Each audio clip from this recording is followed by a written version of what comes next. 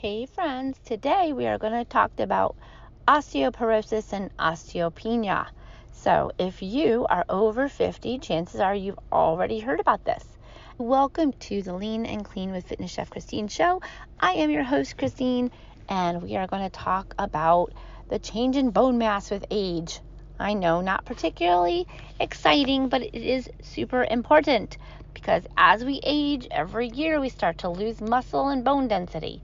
So how do we combat that? First, let's take a look at what bone density is.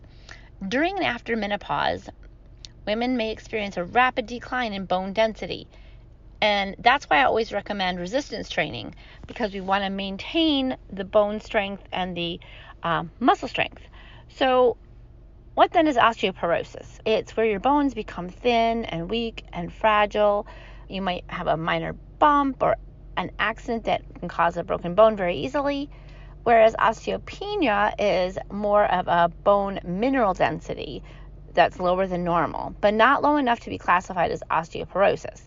So when you think about osteoporosis, oftentimes you think of a bent over older lady with maybe like a hump in her back, and that certainly does happen, but there's a lot that goes on underneath the surface that you may not actually see. So women are more likely to develop osteoporosis than men. This is because our changes in hormone levels can affect bone mineral density. And the female hormone estrogen is essentially for healthy bones. So as that decreases, that means that it changes in our bone density automatically. And after menopause, the level of estrogen in the body falls and can lead to a rapid decrease in bone density. This means that resistance training must be prioritized. It's crucial to assist our body in maintaining that bone density. So if you look at research, evidence shows that mechanical loading or weightlifting and picking up heavy things and putting them down results in more bone mass density, and it changes and it becomes stronger over time, and that's what we want. We want to go ahead and negate some of the natural bone density loss. So how can we do that? We can do that with dumbbell circuits, resistance band exercises, resistance machines, barbell exercises, even body weight exercises.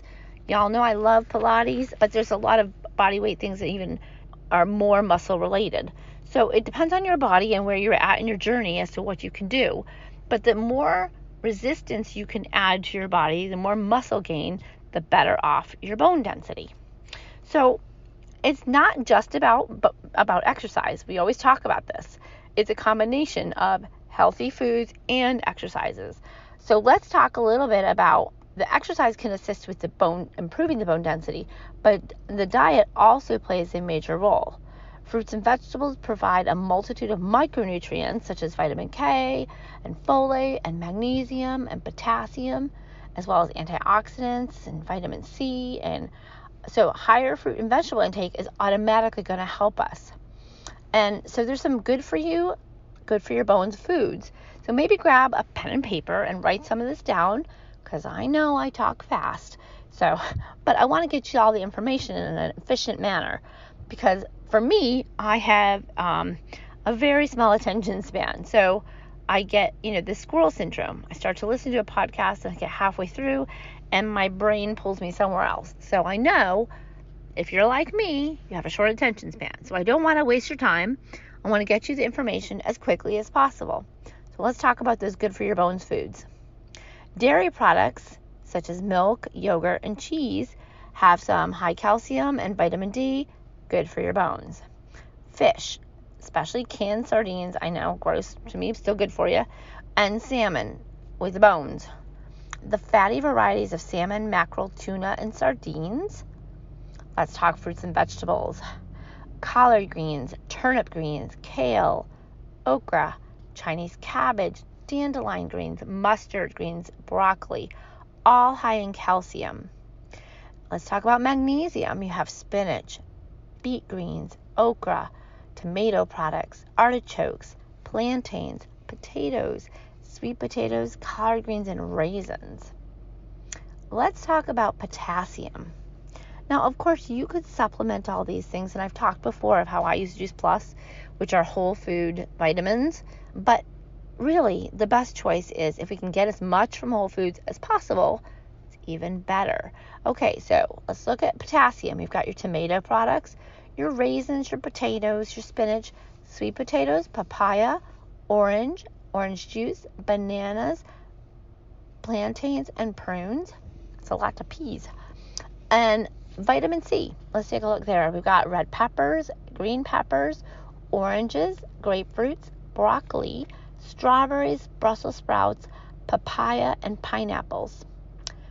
Vitamin K. You have all your dark green leafy vegetables, such as kale, collards, spinach, mustard greens, turnips greens, and Brussels sprouts.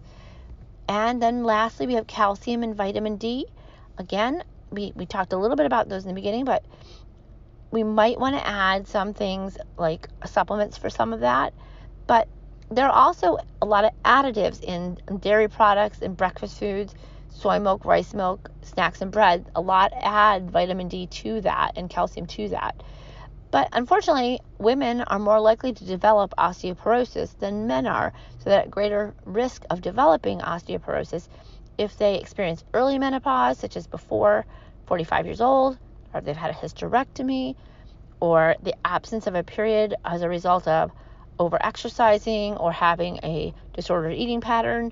So we want to really watch how our body's feeling and recognize if we are starting to lose strength, lose muscle, if we can't stand up straight.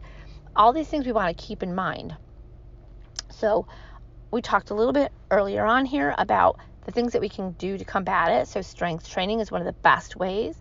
HIIT training is very good because you've got a lot of load, so you can get that burst of up and down of your heart rate. I suggest 2 to 3 minimum days of strength training a week. Lots of walking. Walking is wonderful for developing your leg muscles, getting that cardio in a steady state. I love that. Let's take a look at contradictions. We think that we're all good, but in fact, even if we don't recognize what's going on in our body, it may happen slowly and progress gradually. And so we want to really get in front of all that. But we want to also avoid jarring exercise or too much exercise. We want to make sure that we're doing things functionally correct, so that we're being very careful of our form, and make sure that we're not overdoing it. Because again, it's that fine balance of making sure that we're getting enough, but not overworking the muscles and joints. Now, you all know I absolutely love water fitness for this reason. It's very good on your joints and your muscles while still giving the hydrostatic pressure and making sure that you're working that full body movement.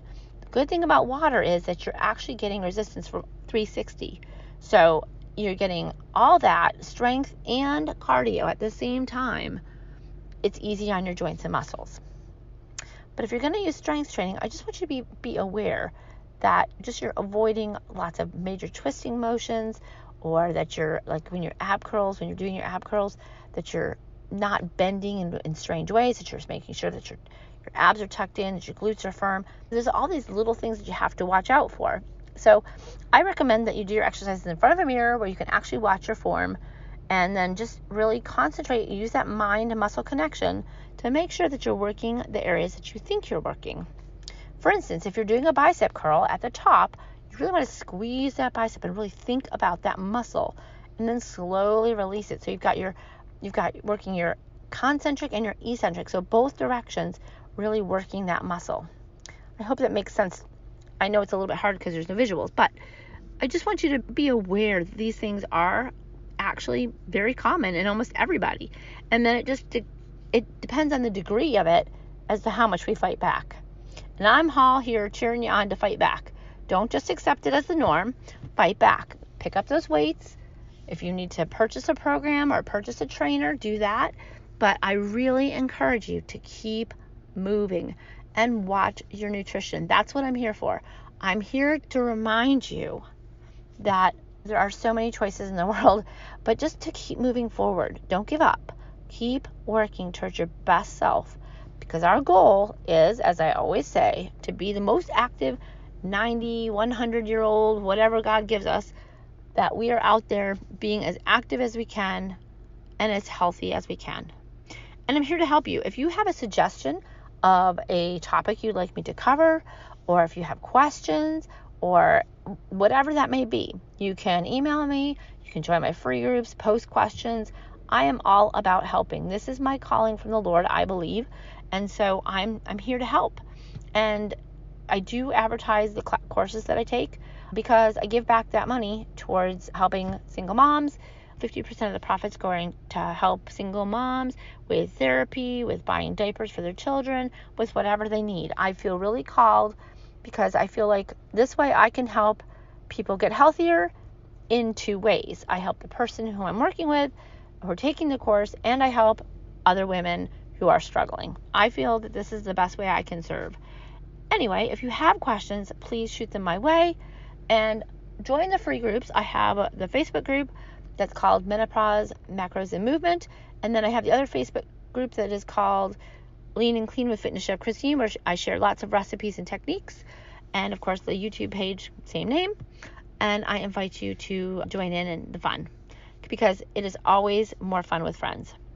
All right, loves, if you have enjoyed this podcast episode, and would really appreciate you leaving a review. And of course, we always appreciate 5 stars and any feedback that you'd like to give. I send you lots of love. I'm always praying for everyone that you may be your healthiest and most happy self. Have a blessed day, and I will talk to you very soon.